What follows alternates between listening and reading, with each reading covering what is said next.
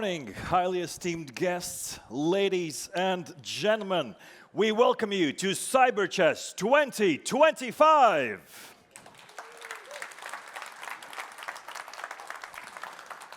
The conference is organized by CERT.LV, the Ministry of Defense of the Republic of Latvia, and the National Cybersecurity Center in cooperation with the Information Systems Audit and Control Association Latvian chapter, the Latvian Internet Association, and the Institute of Mathematics and Computer Science of the University of Latvia. Thank you to all of the organizers and to all of the partners that have brought us here today. My name is Artis Ozoliņš.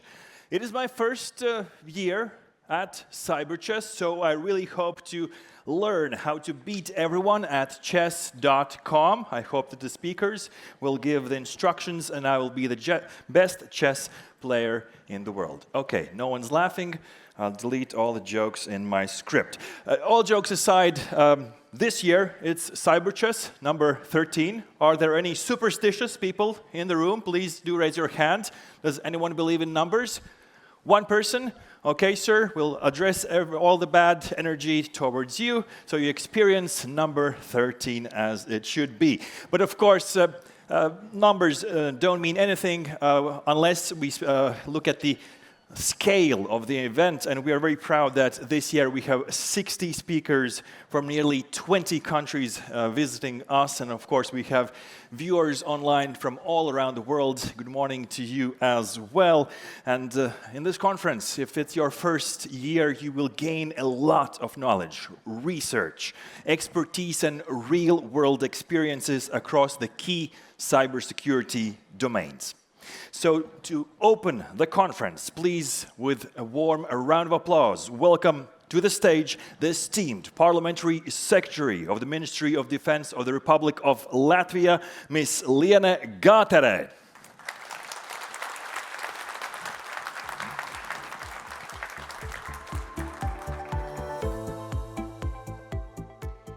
Dear ladies and gentlemen, participants of CyberChess 2025, both on-site and online, good morning.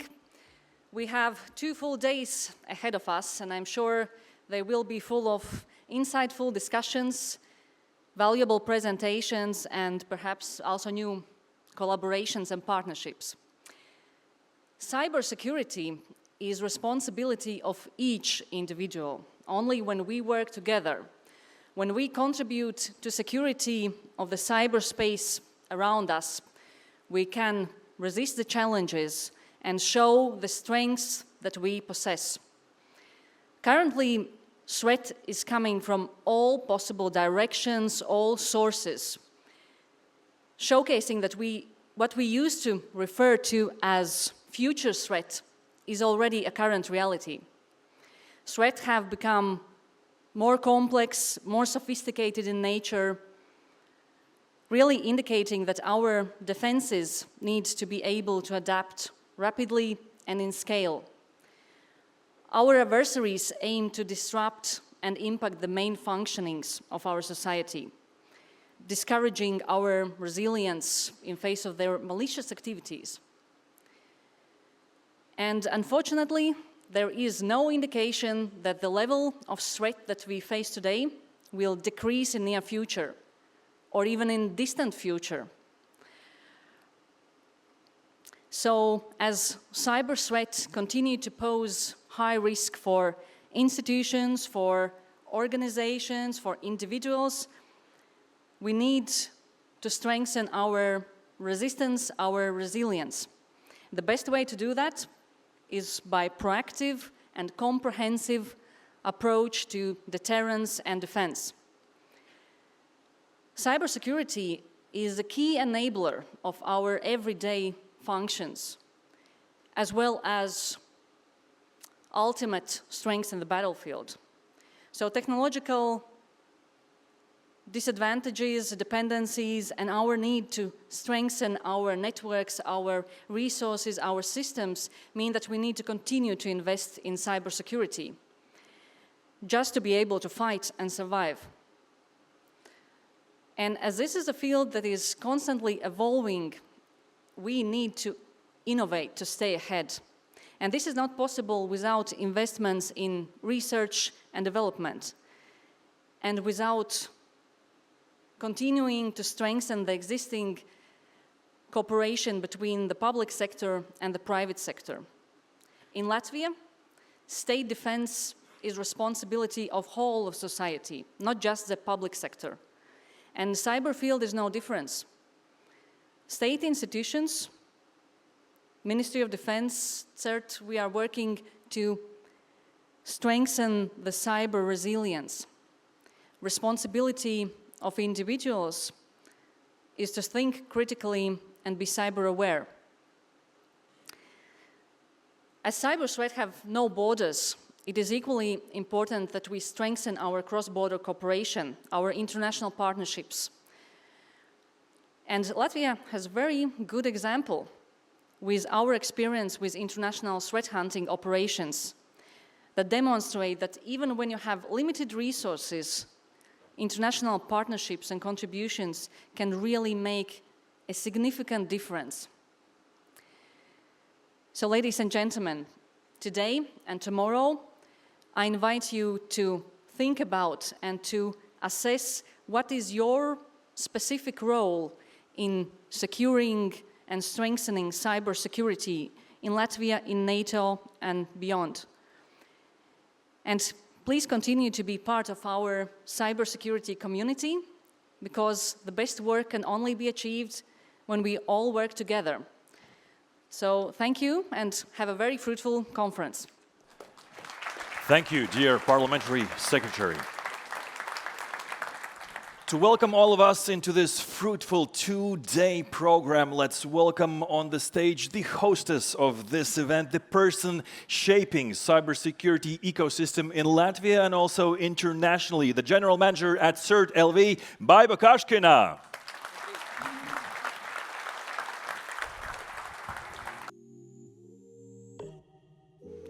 Labrīt, good morning. Dear ladies and gentlemen, esteemed colleagues, distinguished guests, dear friends, here and online. It's both my privilege and pleasure to welcome you to this Cyber Chess conference.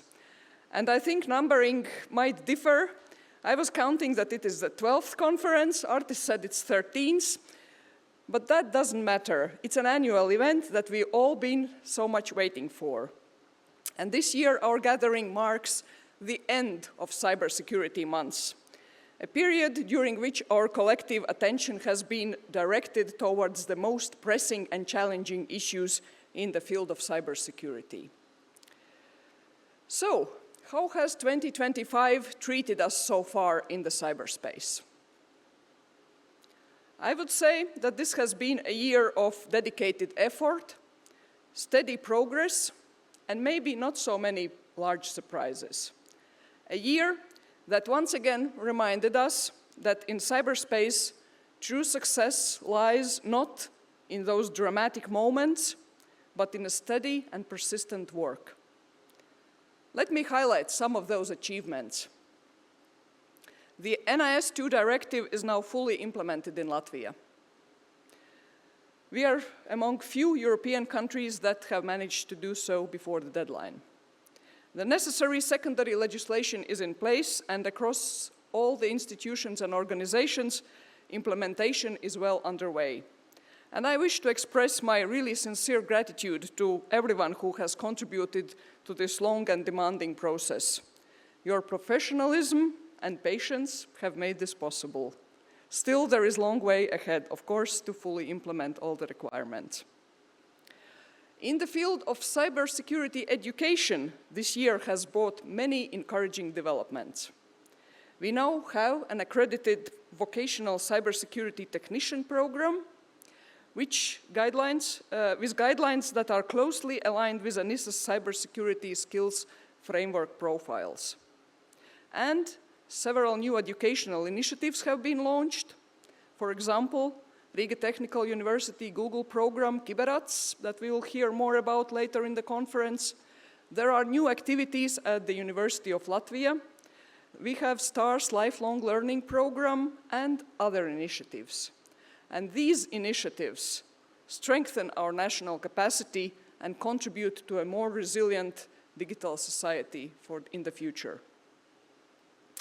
At CERT.LV, we continue to advance in the establishment of our Security Operations Center and to enhance our threat hunting capabilities. And I would really like to extend my sincere thanks to our constituents and partners for the trust that you place in us, for allowing us to handle your data, and for relying on us to act on your best interests. We are fully committed to meeting your expectations and to continuously improving security and resilience of your infrastructures. And I would like also to express my sincere gratitude to our loyal partners and allies, the Canadian Armed Forces, for their invaluable support and contribution to our threat hunting operations. Thank you. Why not? From CERT.LV side, we are proud to offer a comprehensive range of services to our community, starting from SOC operations to threat hunting, from phishing simulations, campaigns to interactive cybersecurity exercises. And I warmly invite you to visit our booth outside to learn more about these services and to meet our team in person. This conference is a great opportunity for that. Well, at the same time, we have to acknowledge that cybersecurity landscape remains in Latvia challenging. Our systems are targeted constantly, yet, thanks to our layered defense and professionalism of all of you, most of the attacks are successfully contained. This year, the number of incidents registered has been the highest ever recorded, a clear sign that our work remains as vital as ever.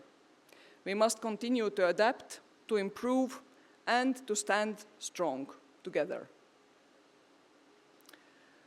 Now, the CyberChess conference.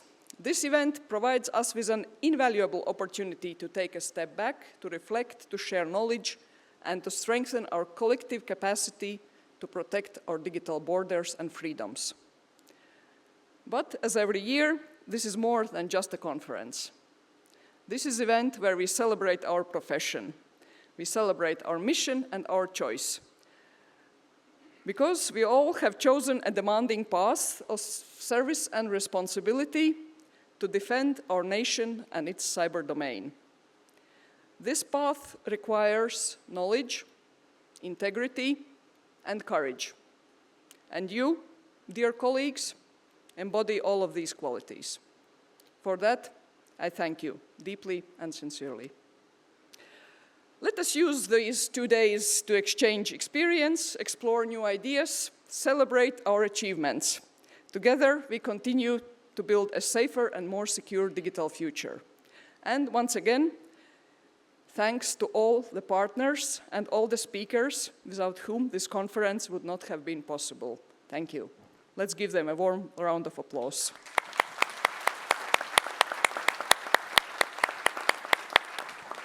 So, I wish you a productive and inspiring conference. Enjoy these 2 days. Thank you. Thank you, dear General Manager, Ms. Kaškina.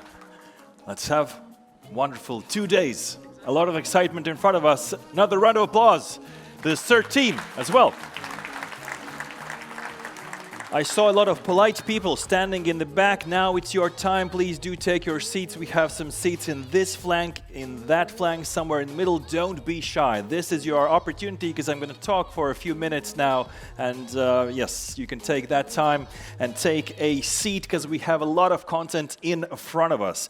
But first of all, of course, CyberChess would not be possible without the grand support of our partners that were mentioned and the external financing that has helped us create this amazing event, like these decorations right here. I think the organizers have outdone themselves, but that of course would not be possible without the financing, of course, by the European Union within the framework of the project led by the European Cybersecurity Competence Center and the Latvian National Coordination Center. And there are 25 partners. The list is so long that I will not read the whole list, but you can meet these partners out in the expo zone, so please do take your time, visit their booths and see what's up. I will explain more and also who is giving out prizes, by the way, that you can search in the expo zone. But thank you to all the partners, and by the way, this thanks also goes for the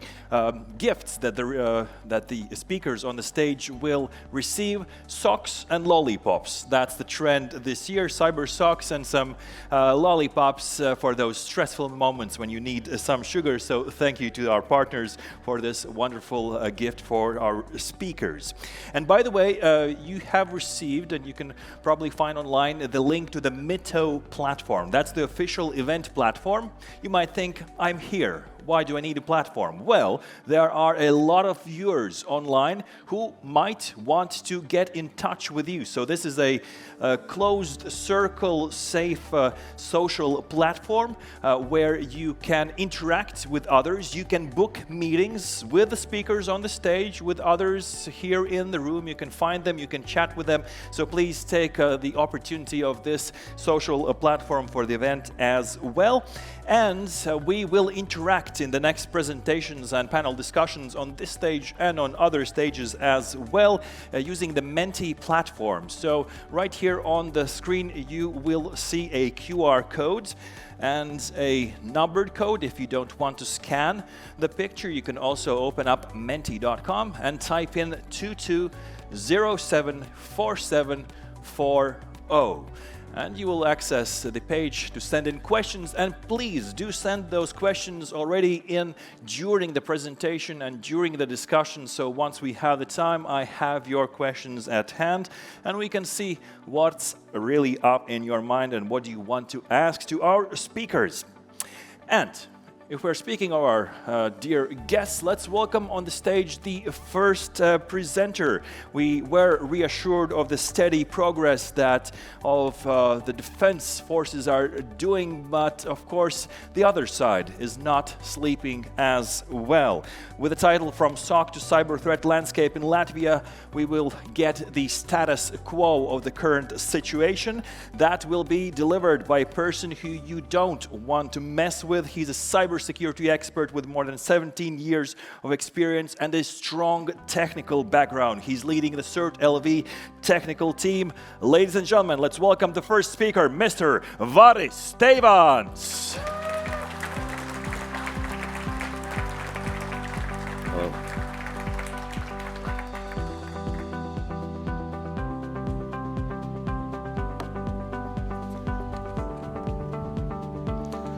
Hello, ladies and gentlemen. So today I'll present some topics about the cyber threat landscape that we can discuss here now and probably later.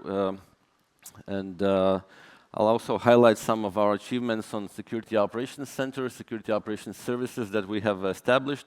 Baiba already mentioned them. And I will not go in too much detail about the APT analysis that I really enjoy, and I'll also explain why. So we defend our liberties for quite some time by setting an example of collective defense, responsibility, and partnerships. Partnerships, I think, is a key word here, and seeing so many people here, I think, also highlights that that is very important. So our goal essentially is to create a data-driven cybersecurity model that is operating here in Latvia. We are able to analyze constant flow of cybersecurity telemetry from our constituency. So not just chitting and chatting about cybersecurity, but being able to quickly query our data sources and create a data-driven cybersecurity posture. So rapid response is another goal. So it was already highlighted that the threat level is high. It still remains so. Since 2022, we see a constant increase of these threats. However, Rapid response part here is essential, especially in those constituencies where the capability is not that up to the task yet. So I'll mention probably these, in the military terms, the battlefield, and describe the battlefield that is not only the cyberspace, but it's just one domain. So space, air, sea, land, and cyberspace with humans involved, obviously, and probably now AI as well, penetrating all of these domains, and I'll explain why I mention them, even though we are responsible for cybersecurity. So the threat landscape is extremely diverse, and it touches basically every single domain that I mentioned. When we talk about APT campaigns, still the main focus remains from Russian APT groups. Couple names are mentioned on the slide, but there's a significant decrease, I must say, from those prevalent groups that we have observed since 2022.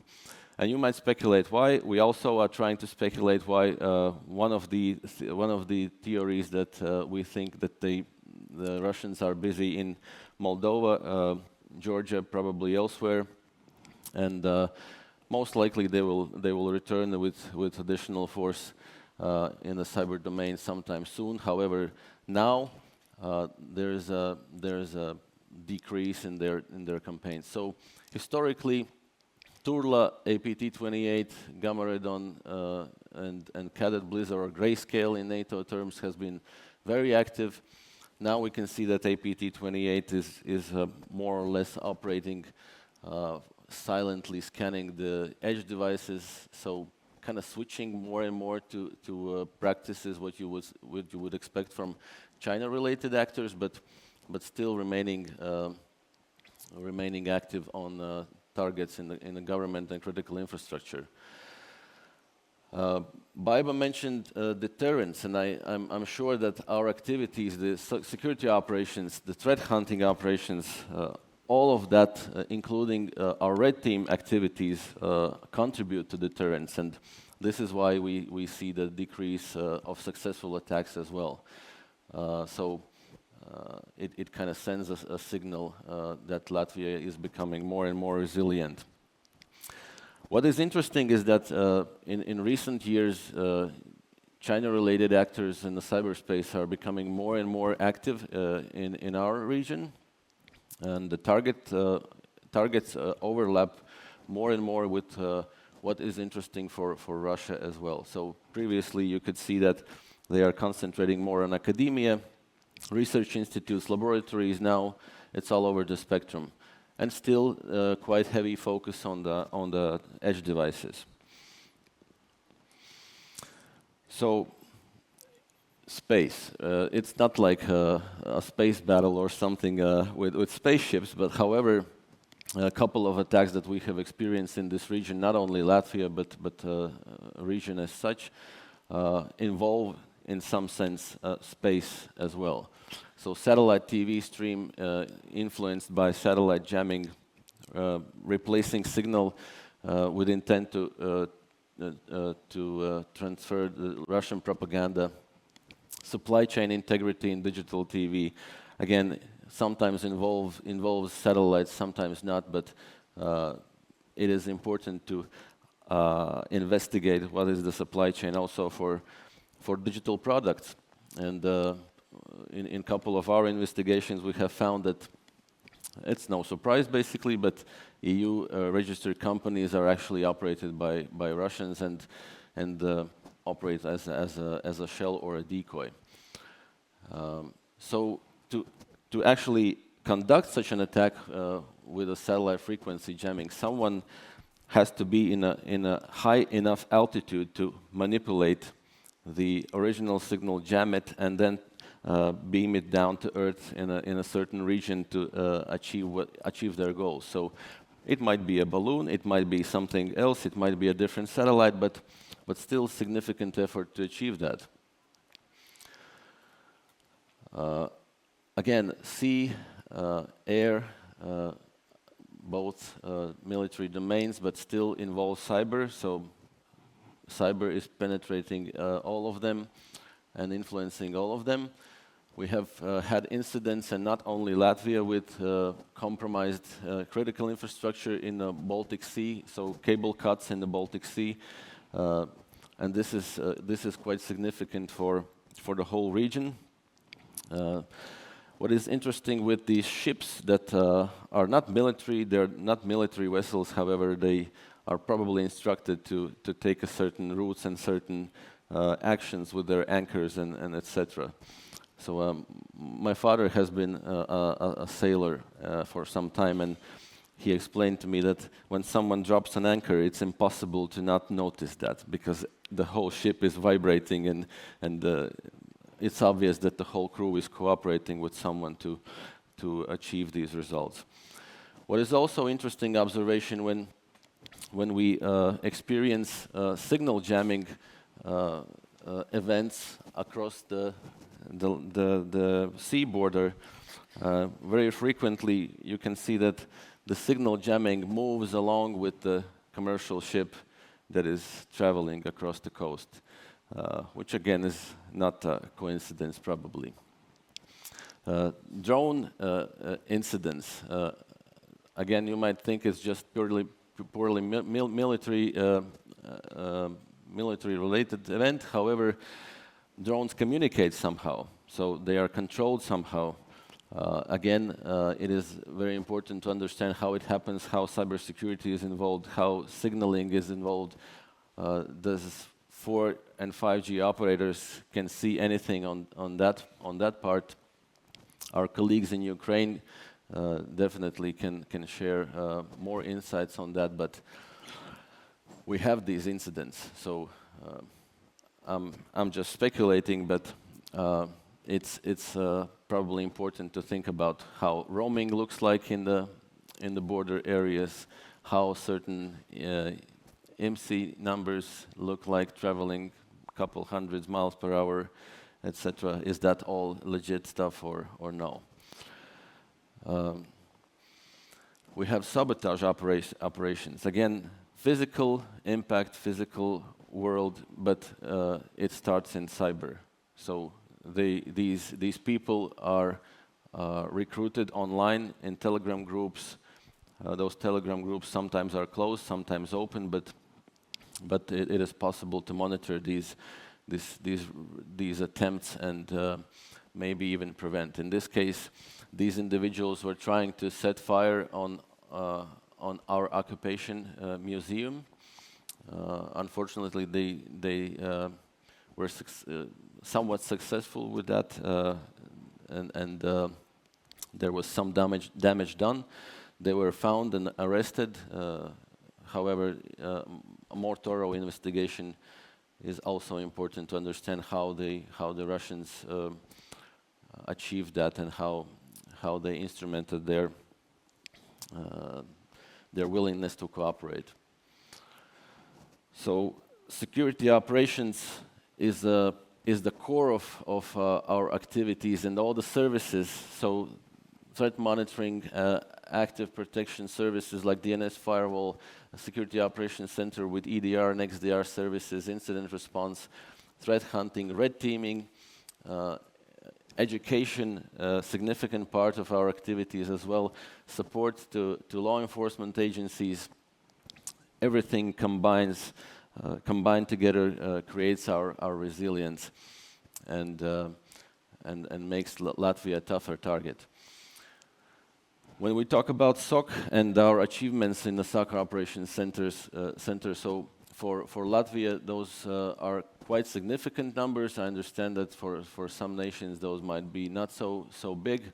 However, this is basically our first iteration of SOC implementation nationally. We have currently more than 40,000 endpoints. The goal is to finish this year with 60,000 endpoints fully onboarded. More than 5 million alerts per month, which is nothing to brag about. However, it's a significant number, and the goal is to create an environment where the alerts do not contribute to alert fatigue, right? So our I would say that the difference that our SOC operates from other SOCs is that we have possibility and mandate to change things in the target organizations. When we identified those weak spots, our goal is to decrease the amount of alerts and increase the cybersecurity posture level in the target organization. So more than 660 investigations in a month, 14 incidents. So you can see how big is the difference from 5 million alerts, only 14 incidents, which are then investigated thoroughly and leave some impact probably. So we are going regional. And this is important for national security because municipalities, regional healthcare services, and regional critical infrastructure is every now and then left out. And Latvia was no exception. So this is a priority for some time already. And as you can see from the pie chart, it is filling the gap. And again, I was sharing our experience with our Ukrainian friends and colleagues, and they shared their experience with regional gaps on cybersecurity telemetry visibility, and it was a hard lesson for them. They acknowledged that leaving out the municipalities and regions was a huge mistake, and especially when you face aggression of war, then it might be too late. So this is why we focus heavily on that part. So currently, more than half of municipalities are onboarded, and more than 20% are in the process of onboarding, and we hope to achieve the 60,000 endpoints by the end of this year. So the challenges of the SOC operators or SOC analysts are quite a few, but as I said, we are trying to concentrate on changing, so driving through changes these infrastructure holders, municipalities, critical infrastructure holders, ministries, etc. So data-driven cybersecurity, as I said, is a priority, what we want to achieve. However, it is not like you might expect nowadays when you talk about AI-enabled SOC and everything else fancy. Every now and then you face constituencies where they have these problems. So poor infrastructure management, no asset inventory, scattered infrastructure, obsolete hardware and software, etc., and also poor cyber hygiene, playing games on their workstations, etc., introducing software in the work environment that shouldn't be there. So while you are at this stage, talking about the AI-driven SOC, I think is an overkill. However, we also have very prominent clients who have excellent cybersecurity posture, and this is an example that we can set for others as well. Yeah, well, I would like to highlight the difference that we make with our security operations services and activities that we conduct, both here in the capital and regionally. So attack discovery and remediation is essentially the biggest benefit in this endeavor. So before CERT.LV SOC was introduced in those critical infrastructure holders, we see that 3 to 6 months is the period where they find out that they are compromised. So from initial access to actual identification of compromised infrastructure, it took them 3 to 6 months, sometimes even more. Now with the SOC enabled, we see that sometimes it's real time, so both detection and remediation, Sometimes it takes a couple of days, so basically it depends how fast the administrators can react to our information that we provide. So it's a significant increase in deterrence and capability. Some interesting facts, not related directly to malware, however, it highlights how the target infrastructures after the first onboarding look like.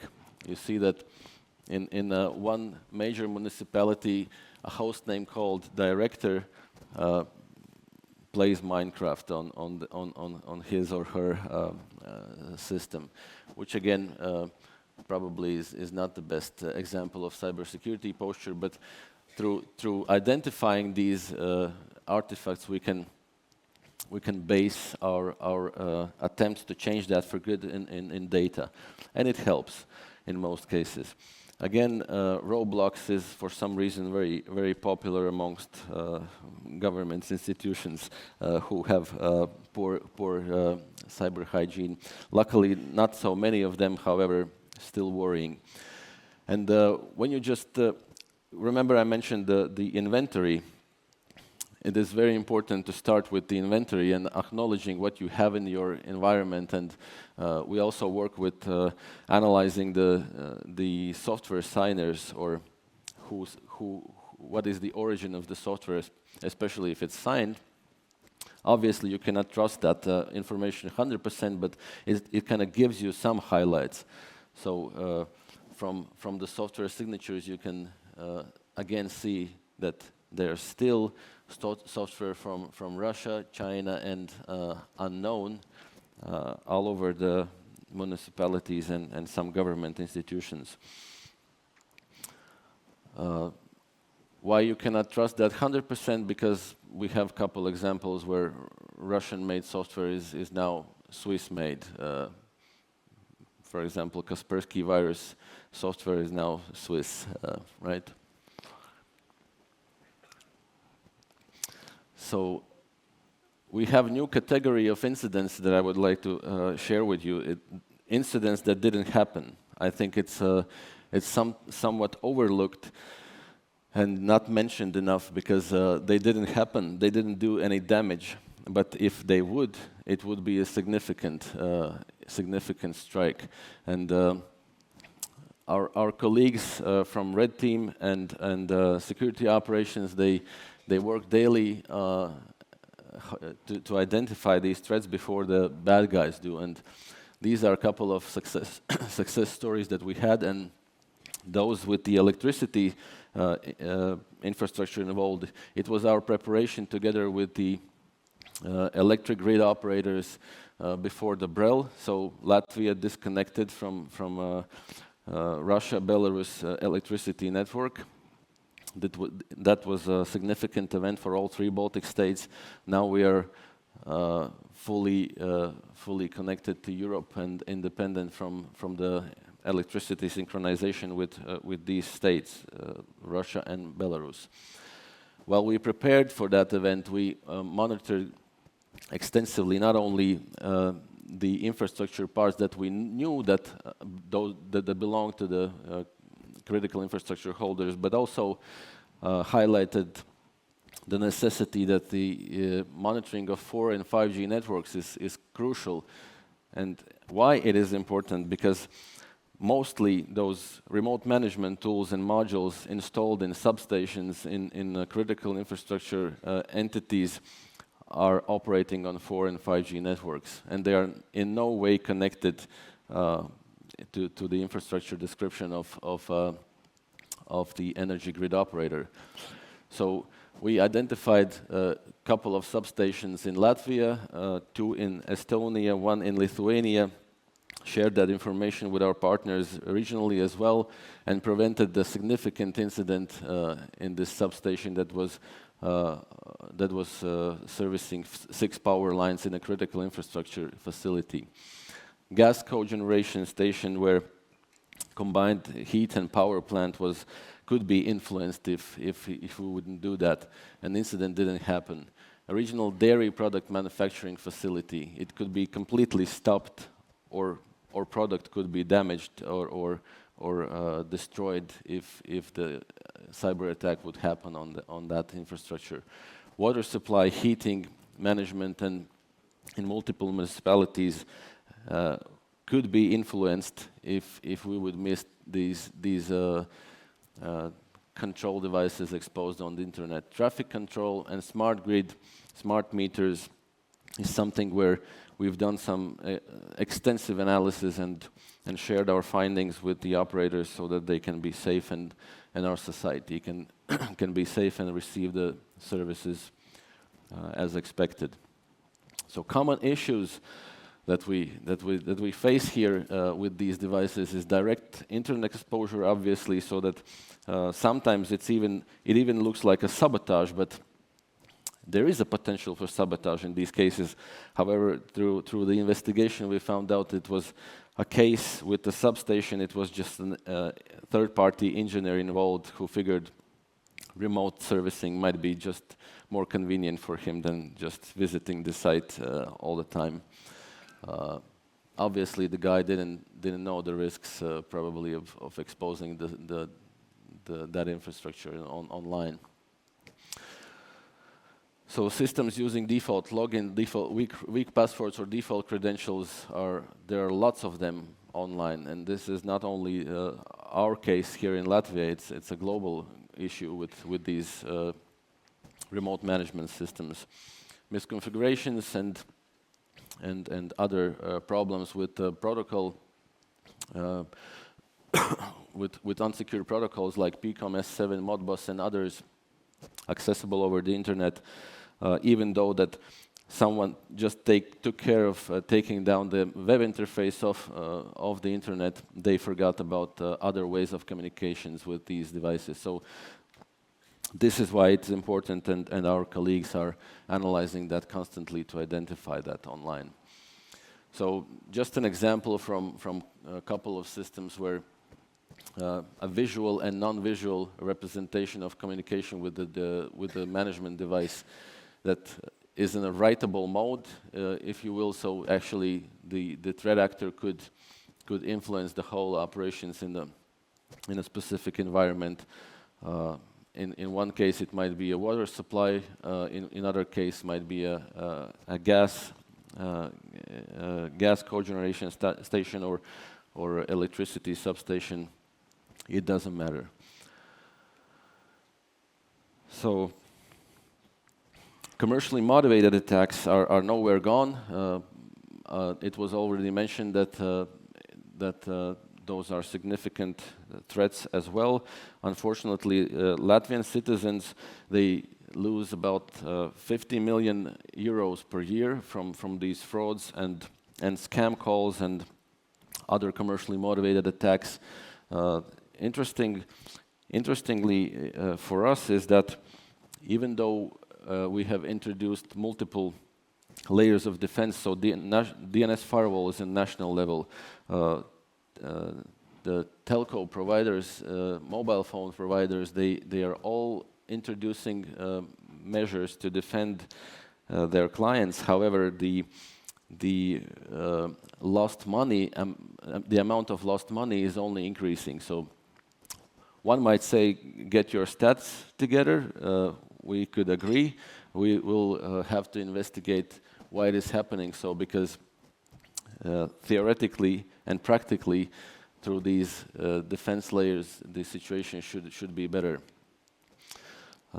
Interesting, again, statistics that it's not only technical problem; it's a human problem. The financial literacy, cybersecurity literacy is important.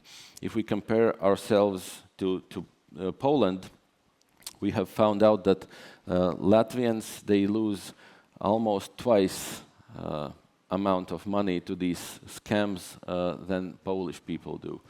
So there's probably a reason for that, and we have to address that. Significant ransomware incidents that we have faced during this year is company ZZ.Dots, who provides basically the information system information systems to all municipalities all over the state, and unfortunately they suffer, you might call it a cyber attack or misconfiguration, but the data was lost. Long story short, it was lost, and the interesting side effect, it was not sold, or no ransom was requested. Now the company is fined by the Data Protection Bureau. We'll see how it goes. But lots of lessons learned from these incidents. Amber Beverage Group, which is a Latvian company. However, the flag is different because they are registered somewhere else. But Amber Beverage Group, they sell alcohol drinks all over the world, and their annual turnover is more than 300 million euros, and they suffered significant cyber attack which almost paralyzed the whole company, production, export. So almost the company went to the bankruptcy state if they wouldn't be able to recover. Jelgavas Typography, again, one of the regional companies that will, to my knowledge, I think they will also be present here and will share their experience. But again, we're suffering the cyber attack from ransomware group. And SmartLink Airlines experienced cyber attack again from almost all of these attacks are originating from cybercrime or organized crime groups based in Russia. Info stealers are also a significant part of damage makers, if you will, and so these are statistics of most active ones. So as you can see, Redline and Vidar and Luma is quite active, and the interesting finding, and actually technical data also confirms, and we have evidence that Redline is very cooperative with APT28, and it might be that APT28 just buys the service and the data. It might be that they are actually cooperating and exchanging information with intent. So I mentioned this company, Stark Industry Solutions, previously. So in my last year presentation, I will mention it again. Now the company is sanctioned. It doesn't exist, or it shouldn't exist, but it does. So now it is called in many other names: D hosting, PQ hosting, Work Titans, UFO hosting. So just bear in mind and remember these two autonomous systems. If something is coming from them, it's probably no good. The conclusion from that is that I guess in this case sanctions didn't work. I'm not a sanction skepticist, but in this case, for some reason, they are quite comfortable just changing legal bodies and still operating on the same autonomous system number. Even their PTR DNS records are the same and still pointing to Stark Industries. Threat hunting operations is something that we are very proud of, and this is where the building bridges, collaboration, sharing the knowledge, and our experience and learning from others comes in. So since 2022, we cooperate very closely with Canadian Cyber Command and other partners. It has created opportunities for multiple partnerships around the world and in regionally. So main goal is to hunt for cyber operations against Latvia. It has proved to be also a significant deterrent force to those threat actors, and they are not able to penetrate our networks as successful as they were before. So more than 40 infrastructures have been hunted so far. Quite a lot of endpoints investigated thoroughly, and unfortunately about 20% of APT cases have been detected throughout these operations and eradicated. So our approach is that we do not wait well, they will leave. We eradicate the threat as soon as possible during the threat hunting operations. And the side product that is our crown jewels on these activities on the threat hunting field is a threat hunting playbook and threat hunting workshop. Once again, this year we'll have a third iteration of threat hunting workshop hosted here in Riga. 27 NATO member states have participated in this workshop, so we have shared our collective knowledge, strengthened the collective defense with these nations, and learned a lot of new things ourselves throughout these activities. So once again, I would like to highlight that cooperation, sharing, and building new bridges is essential. This is why we are here. Use the opportunity to chat, have unofficial talks after presentation, and build new cooperations. Thank you. Thank you, Varis. We do have some questions from the audience. They're still coming in, but we have 2 minutes. Let's ask 2 quick questions. Would centralization and standardization help municipalities get their cybersecurity in a better shape? So, as I said, inventory is one of the basic things that no one wants to listen, and it's kind of boring, but centralization of the security telemetry, it helps to create the focal point or better vision of what we actually have there, what is the cybersecurity posture regionally. Sometimes it's ugly, but it's better to know that your pants are halfway down than walk around, right? So, this is why it's important, and it helps to create a better future for cybersecurity in Latvia. Mm-hmm. Any examples of how red teaming has improved the security posture of organizations? Any phishing campaign statistics, etc.? Yeah, well, phishing campaigns, it is interesting that you mentioned that. The statistics might be worrying again, however, it is getting better and better, and the key is to repeat them.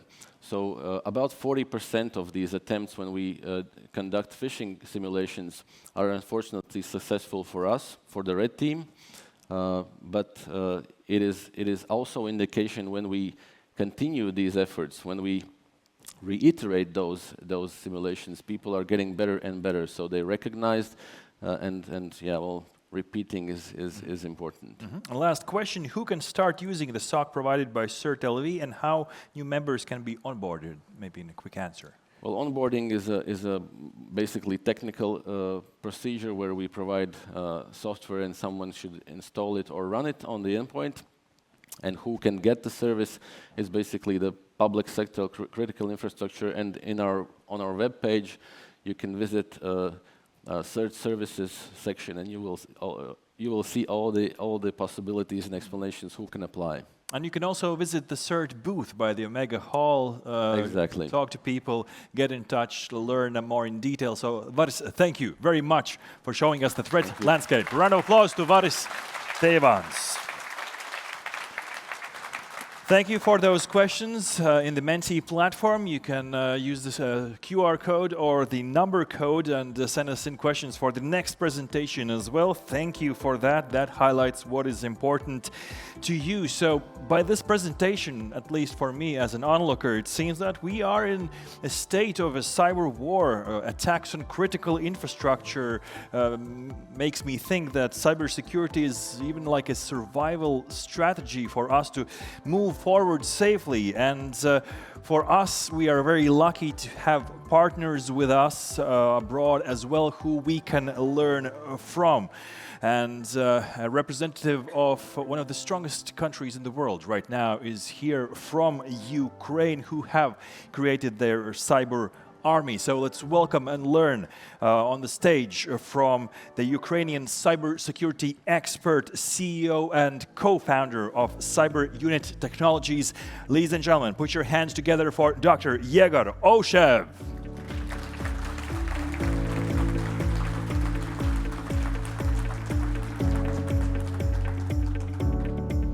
Welcome to Riga. Thank you very much.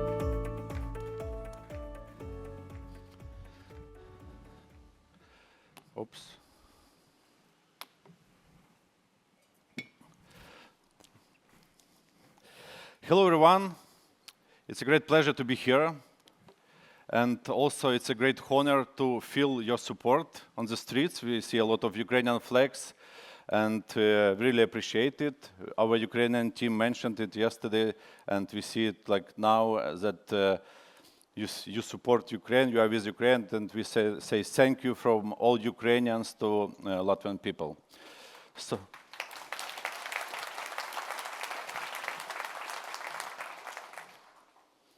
So I'm co-founder, one of the leading Ukrainian companies, Cyber Technologies. Also, we have founded a couple of other companies. So before the full-scale invasion, we had just a service company, Cyber Technologies.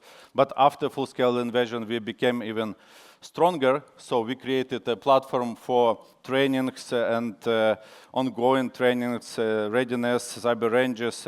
It's called Unit Range. Also, we created Institute of Cyber Warfare Research, where we basically collect different data from technical companies, and this data is very helpful for our government. We provide a lot of support to the Ukrainian government as a responsible business. And also, we created a Kyiv Cyber Resilience Forum. Its forum will be annually, so it already happened 2 times, and I'm inviting you to attend the Kyiv Cyber Resilience Forum next year in Kyiv. It's only offline, so everybody should come to Kyiv. Even during the war, we appreciate all participants, and we also appreciate that last year, Ministry of Defense of Latvia became a partner of our Kyiv Cyber Resilience Forum. For us, it was, very extremely important moment where United States and some other partners, they stepped back, and we were thinking, so what we should do? Do we need to cancel this forum or not? And then we got this message, and I want to thank you especially for Yegor Aushev and the Ministry of Defense of Latvia, that they came to us and said, okay, we will help you. It was morally support, political support, and also financial support. So it was extremely important for us, and we will remember it, for the whole of our life, because in these difficult times, it's extremely important to feel this support. And our forum will be next year, 19th, 20th of February, so please welcome to Kyiv. So basically, excuse me. Today my presentation called Blueprints, Ukrainian Blueprint. So what's happening right now in Ukraine? I will show you a couple of digits. Also, I will explain it with some slides. So how we deal with these problems. This is official statistics from our CERT.LV government agency, that we actually every year we get an increasing number of attacks on Ukraine. Every year I am presenting these results, and we still have the increased number of attacks. Even the first part of the 2025, we have 20% increased number of attacks in comparison to for the same period of time in 2024. And what we see actually, the number of this attack increasing, and at the same time, more and more human factor is involved. So, for example, phishing attacks in 2025 increased for 30%. And we see that our enemy, Russians, they use more and more combined attacks. So they just not using just simple phishing, but they combine phishing with disinformation campaign, for example.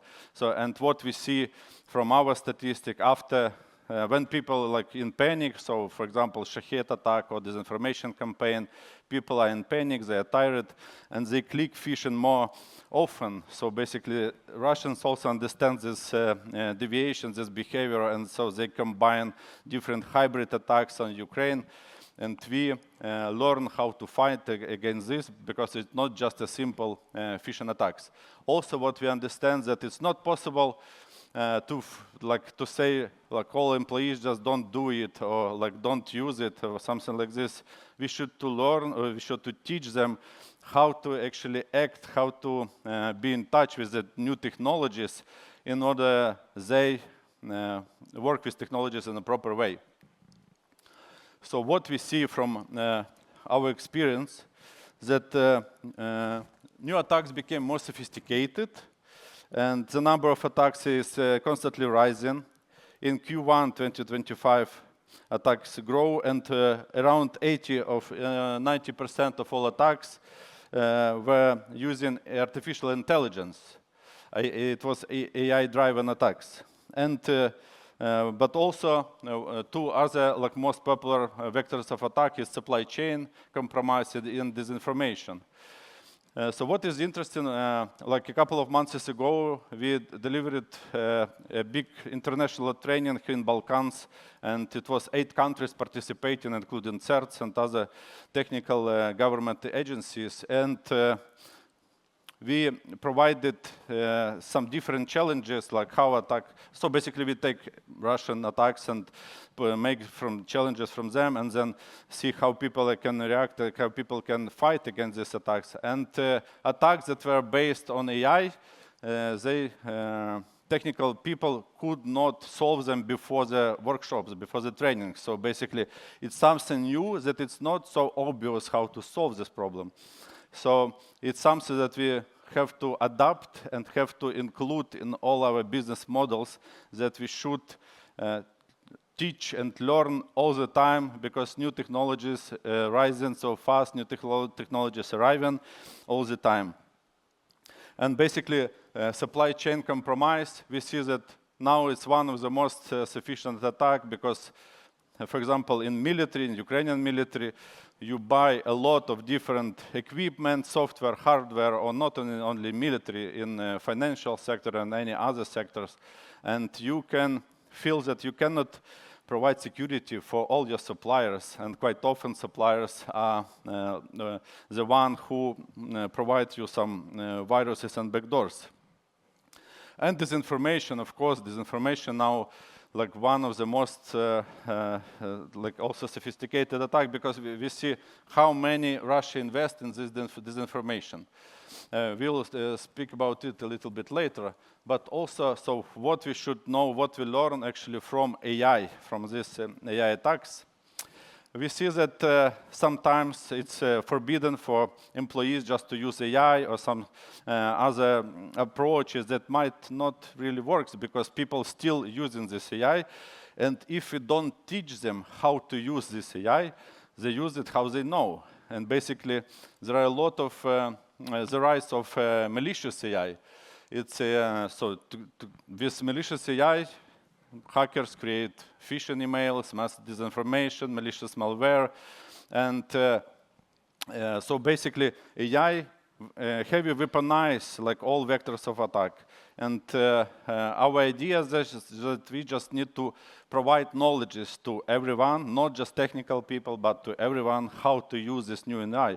Because if they use this malicious AI, or black or dark GPT or warm GPT, there are a lot of different like bad GPTs and bad AIs that people can use, and the code can be compromised, code can have backdoors and some other vulnerabilities. So it's better not to forbid it, it's our approach, but to explain what is good, what is not good, how to use it. Yeah, of course, disinformation is now a key problem. It's not only for Ukraine, unfortunately.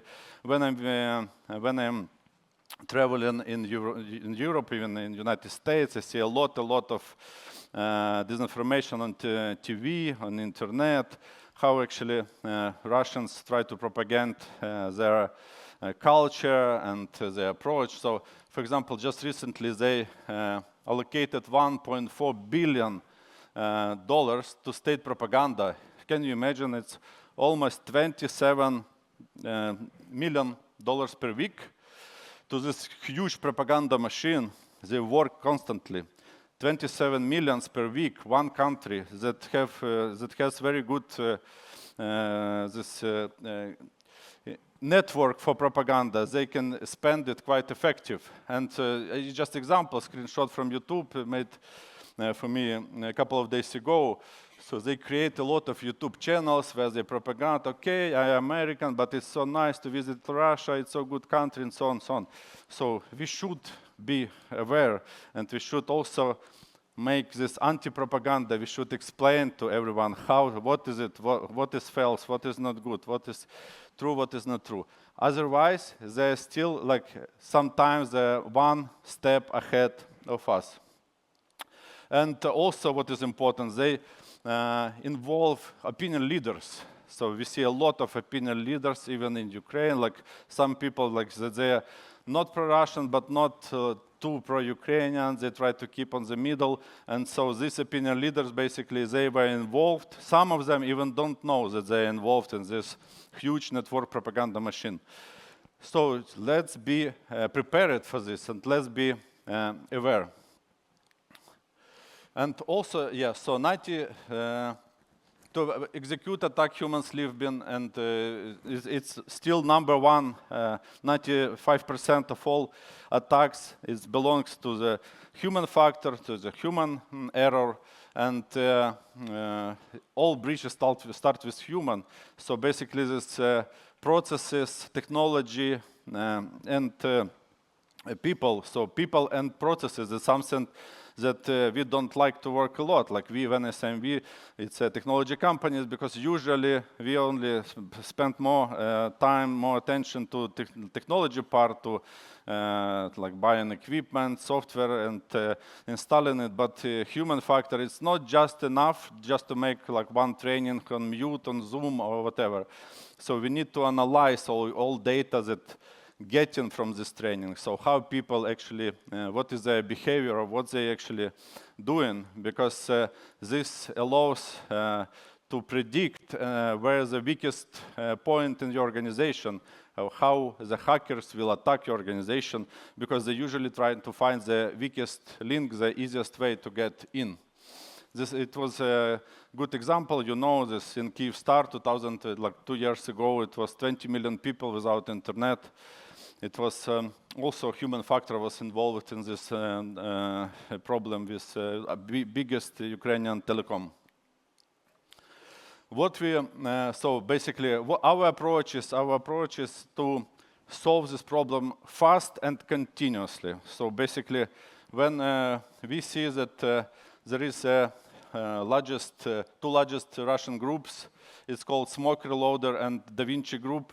This hackers group, they focus especially on financial sector.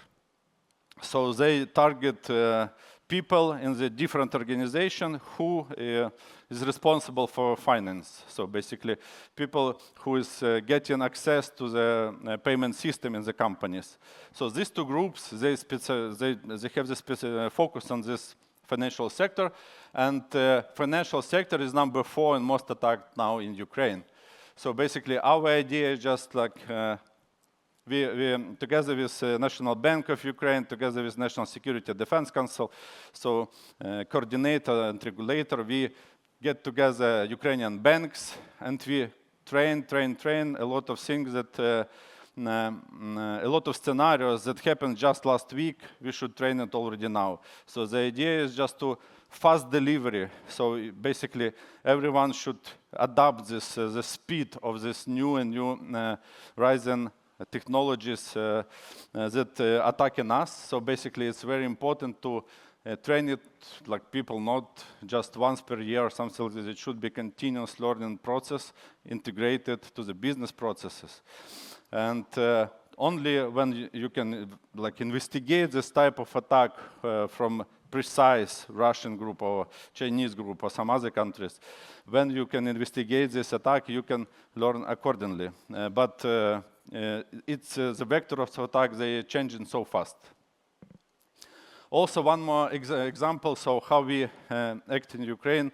So basically, Ministry of Foreign Affairs of Ukraine, it's basically all diplomats on the front, on diplomats front line, let's say. They in embassy attacked so much, and they adopted the internal law, so it certifies its employees in cybersecurity as a core mandatory element in operations. So they actually agreed that every employee in Ministry of Foreign Affairs, like every embassy, including ambassadors here in Latvia and other countries, everyone should learn cybersecurity. We are really happy about this because it's not possible that just, like one department, one technical department in Ministry of Foreign Affairs can provide knowledge and can provide protection to thousands of people in 60 different countries and different embassies and so on. So it's extremely important to people on the ground, like in different countries. They understand it, they adapt how to use new technologies.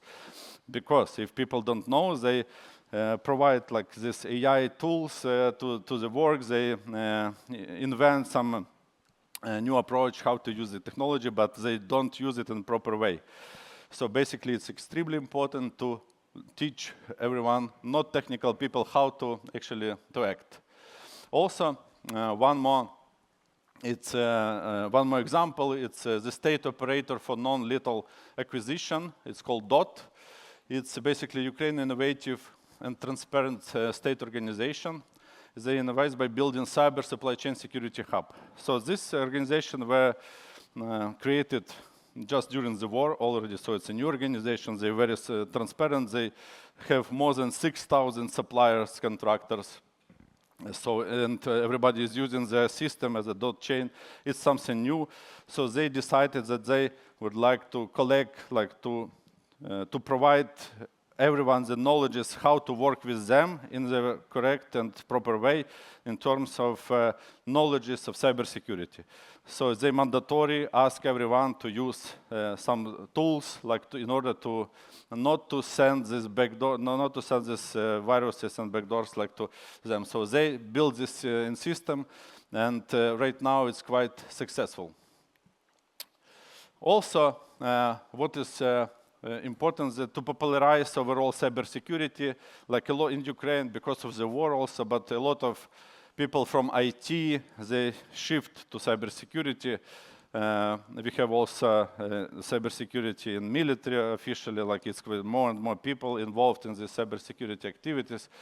And basically, to have this popular, to make this popular, we also created the Federation of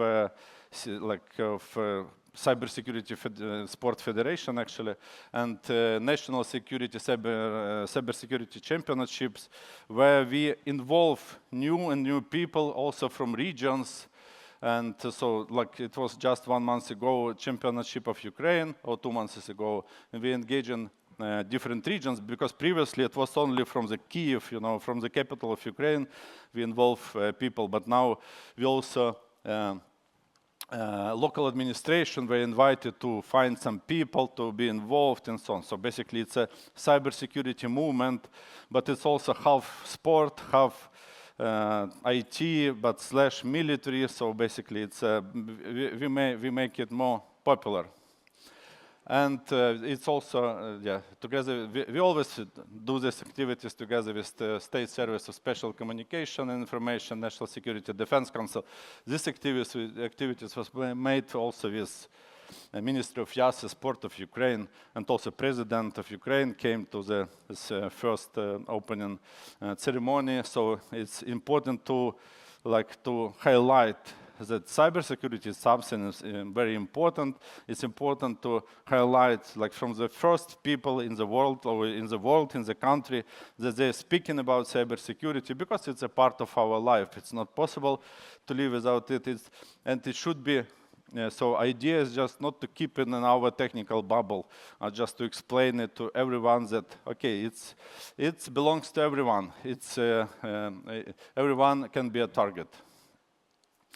So basically, as a short summary, so we can see that attacks on the rise, so it's still rising quite fast, and AI and combined threats are used quite more and more. So 90% of all attacks using AI right now. It's like some of them are very simple, but some of them, this hybrid attacks, is quite complicated, and so. Next generation, it's hard to stop threats such as disinformation require immediate and strong action. So we should think together how to fight against this disinformation. Because huge machines spending a lot of money like to make this disinformation, and so as for now, they're doing it quite well. So we have to act, and we have to think how to fight against this. And threats will not stop. Rise in malicious AI makes attacks on people and faster exploitation of vulnerability easier, so they use it they become more and more strong, actually, and every year they attack more and more. Ukraine, not on Ukraine, other countries. So let's be together and let's find this approach, how to actually survive, how to win, and how to fight this war. But what's the next? So we see that the only way to be well protected, actually, it's to know how to attack. It's our approach from Ukraine. It's my personal approach, and I think that every, even blue team member, should know how to attack and should know how to fight if something happens.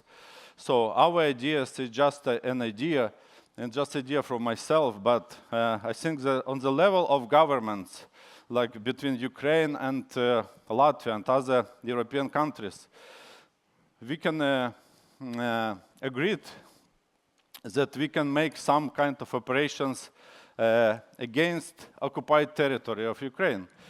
Because you can see that this is two Russian groups, Gamaredon and Vermin. They are located actually on the occupied territories of Ukraine. But all world confirm that this territory is Ukrainian territory. So basically we can agree that we can train on our territory, but we can make some kind of trainings together. And if we cannot, we should not put any boots on the ground, even like from NATO soldiers, but we can agree between our governments that we start training of cyber deoccupation of these territories.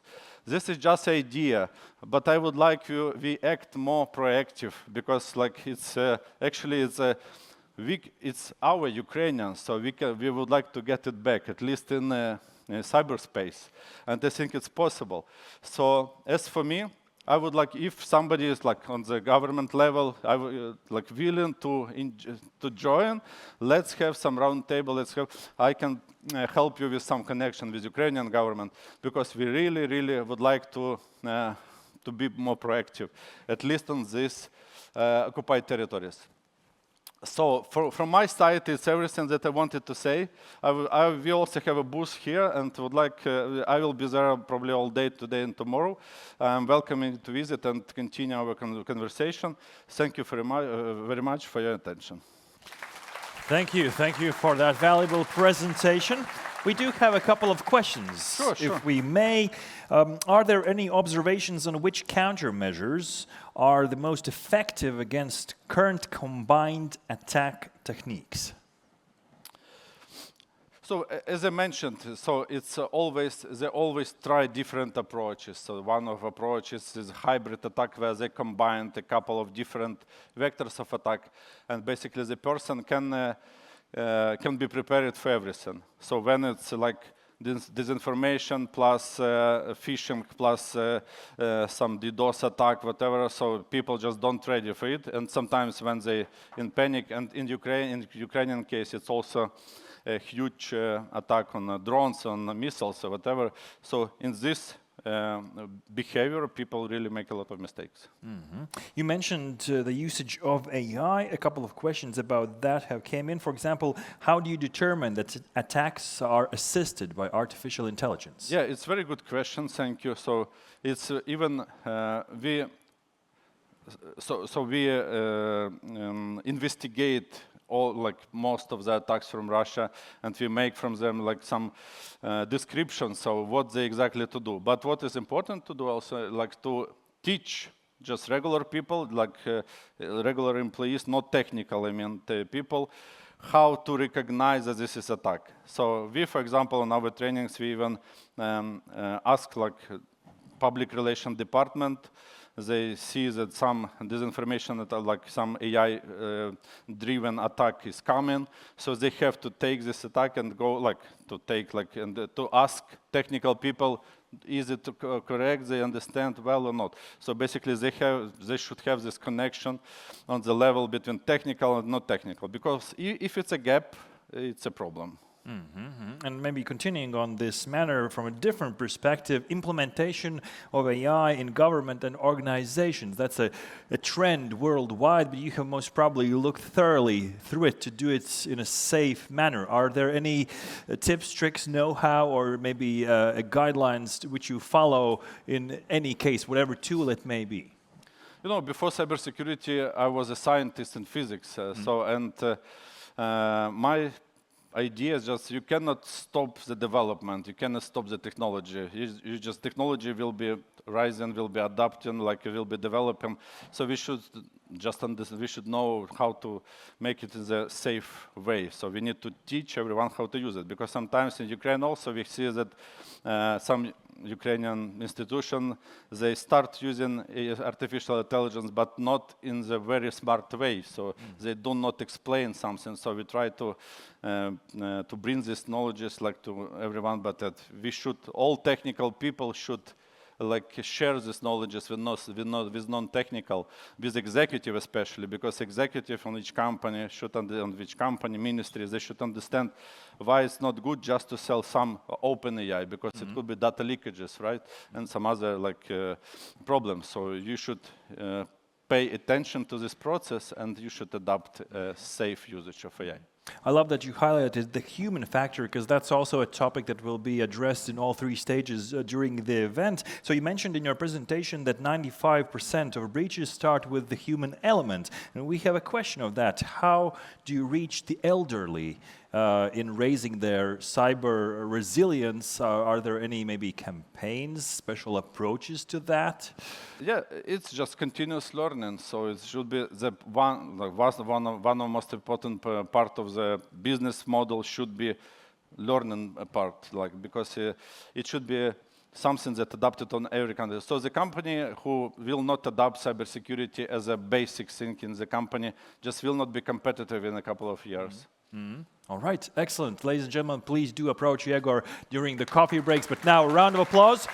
And as Latvians say, what's important is that your feet are warm. So a gift of gratitude from us as well, cyber socks that you can wear. Right now. Exactly. Thank you. A round of applause to Yegor. Thank you very much for coming to Riga and sharing your knowledge and expertise. All right, ladies and gentlemen, now a few important words from myself. Don't go anywhere, because I will reveal in the end where you might get a actual PlayStation console. All right, that's a teaser for the end, but in any case, during coffee breaks, do approach the speakers as well, ask them questions, because a lot of the questions I could not attend in the minutes given, but you can approach them during the coffee break. And let me quickly introduce the topics on all three stages after the break. So, this is the cyber chess stage. On this stage, we'll address threat attribution, everything from insight to action and practical attribution. On the cyber shock stage, moderated by Bernhards Bloombergs, they will talk about operational technology in the next session, focusing on illuminating dark industrial networks through anomaly detection and bare metal firmware reverse engineering. Say that fast 3 times. On the cyber story stage, moderated by Dana Ludviga, they were focused more on crisis and risk management, the human element, the strategic planning, how preparedness exercises and proactive strategy can determine whether an event remains an incident or escalates into a crisis. And while you will be out there, I already mentioned the booths by the partners, and in some booths they invite you in a more special way. For example, Squalio will donate money to the Latvian campaign Dod Pieci. For every feedback form filled, they will gather money and donate in your name. ESET will have interactive activities and prizes that will be given out on the stage at the end of the conference. TET is here with a phishing test. See if you will survive. We've got cool retro computer tech from Biedrība Datoriti. Cloudflare's got a game with prizes as well. You can actually get a Ferrari a Lego Ferrari, but still a Ferrari, at the BMW booth. One lucky winner will get that. And finally, as I promised, where is the PlayStation? Well, it's at the Zscaler booth, which they will give out not at the end of the conference, but tomorrow at 1:15. So make sure to put in your name, go to the lottery draw, and hopefully you walk away with an amazing prize that either you or maybe your kids will use. So either way, everyone is happy. And thanks to our partners, we also have a coffee break, which I invite you to attend right now. And we will see you back on all three stages at 11 o'clock sharp. Thank you very much. Have a great coffee break and see you soon.